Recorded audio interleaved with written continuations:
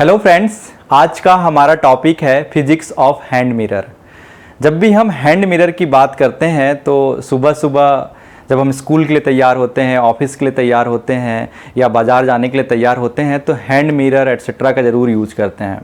तो आज बेसिकली उसी डेली लाइफ का एग्जांपल मैंने लिया है कि फिजिक्स बिहाइंड हैंड मिरर और physics of hand mirror.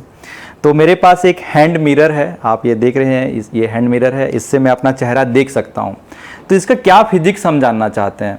Basically मुझे कितनी विड्थ का एक हैंड मिरर चाहिए जिससे मैं अपनी कंप्लीट फेस को देख सकूं। जब भी मैं अपनी कंप्लीट फेस के बारे में बात करता हूं तो मैं ईयर टू ईयर के बारे में बात करता हूं कि मैं अपने फेस का ईयर से ईयर देख सकूं, उतनी विड्थ की मुझे मिरर चाहिए।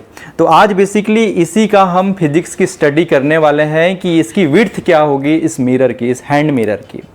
तो सबसे पहले फिजिक्स देखने से पहले एक एक्टिविटी हम स्टार्ट करेंगे। उस एक्टिविटी को पहले ध्यान से आप लोग देखिएगा कि मैं कौन कौन सी मेजरमेंट ले रहा हूं, और मैं इसको दो केस में डिवाइड करूंगा, केस 1, केस 2।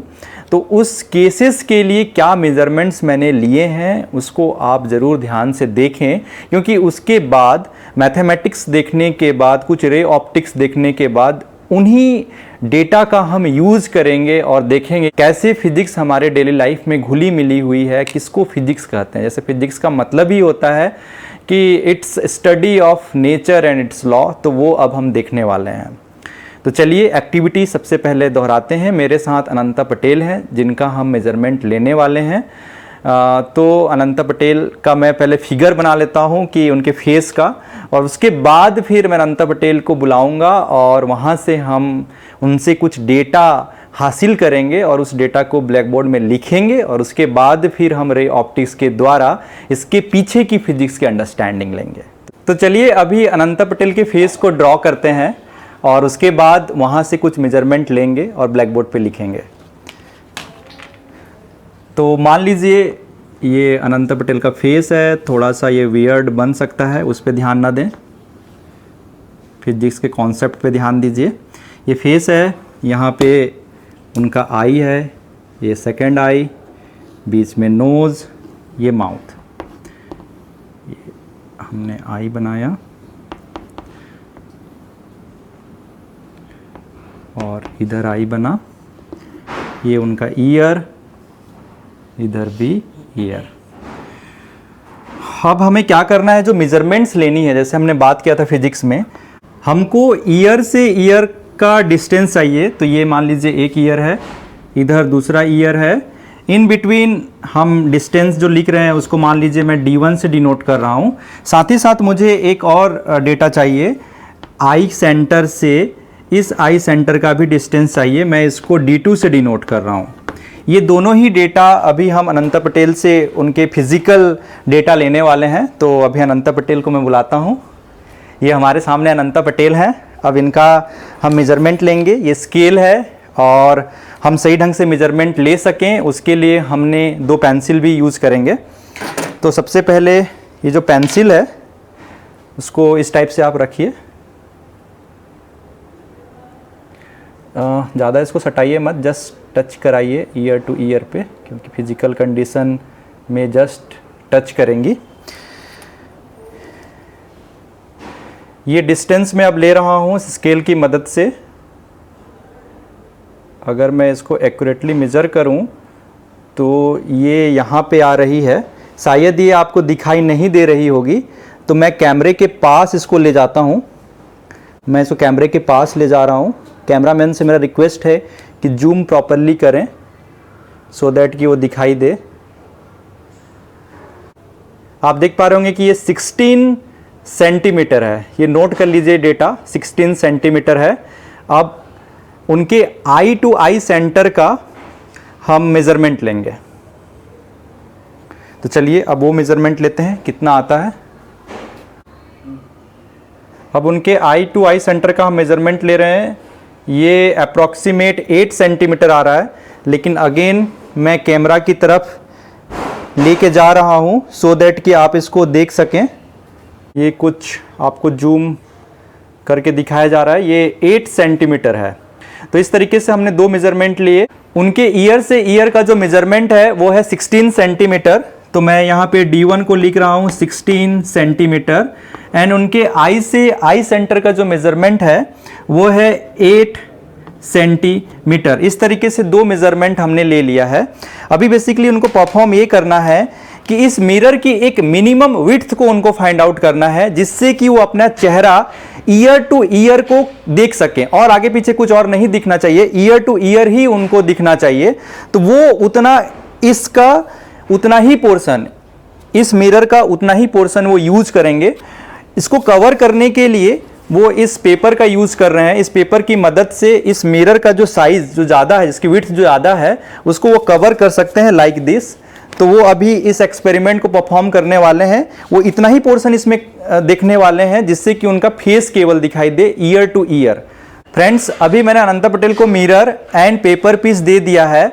मैं अनंता से रिक्वेस्ट करूंगा कि पेपर पीस को मिरर से कवर करें और धीरे धीरे कवर करिए। आप इस तरीके से कवर करिए कि आपकी केवल ईयर एंड ईयर ही दिखाई दे, मतलब दोनों ईयर के बीच पूरी कंप्लीट फेस दिखाई दे और उसके अलावा कुछ भी अगल बगल का दिखाई ना दे। हमें केवल उस पोर्शन तक का मिरर की विड्थ नापना है, तो उतना उसके अकॉर्डिंगली हमको मिरर को जो कवर करना है हम वो कवर करेंगे।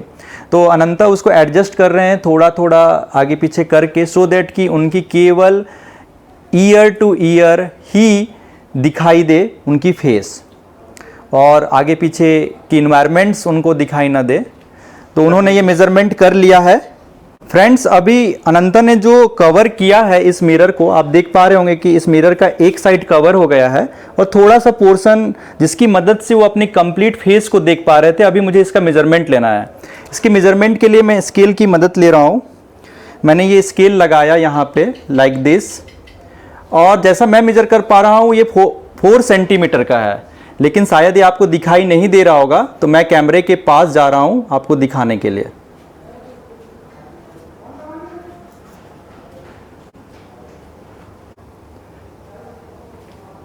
कैमरामैन से मेरी रिक्वेस्ट है कि वो इसको जूम करें सो दैट कि हम देख सकें प्रॉपरली। ये 4 सेंटीमीटर का है, आप अभी इसको देख पा रहे होंगे प्रॉपरली। तो चलिए ये डेटा को हम लिख लेते हैं कि ये 4 सेंटीमीटर का है। ये हमने केस 1 परफॉर्म कर लिया है। अभी अनंता केस 2 परफॉर्म करेंगे। तो केस 1 का जो रिजल्ट रहा हमारे पास, इसको मैं केस 1 नाम दे रहा हूं, वो हमें ये मिला कि जो विड्थ ऑफ मिरर है, width of mirror that is 4 centimetre. मैं अनंता से अगेन ये फिर से परफॉर्म करने के लिए बोलूंगा। इस केस में अभी हम केस इस टाइप से लेंगे कि वो अपने एक आई को क्लोज करेंगे और अगेन इसी एक्सपेरिमेंट को फिर से परफॉर्म करेंगे, इसको फिर से कवर करेंगे और इसकी एक विड्थ पता करेंगे, कितना विड्थ उनको चाहिए अपनी कंप्लीट फेस को देखने के लिए।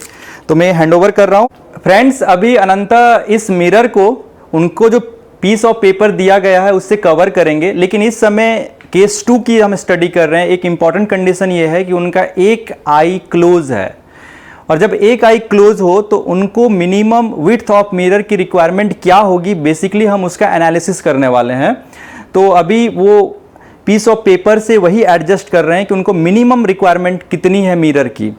जैसे वो हमें हैंडओवर करते हैं हम उसका मेजरमेंट लेंगे।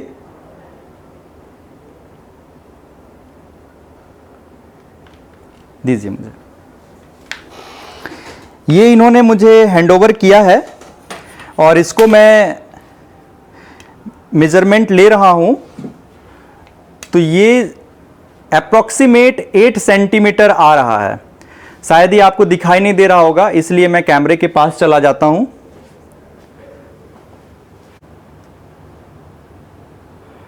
ये 8 सेंटीमीटर अभी आप देख पा रहे होंगे। तो चलिए इसको ब्लैक बोर्ड पे लिख लेते हैं। केस 2 में हमको जो रिक्वायरमेंट है, विड्थ ऑफ मिरर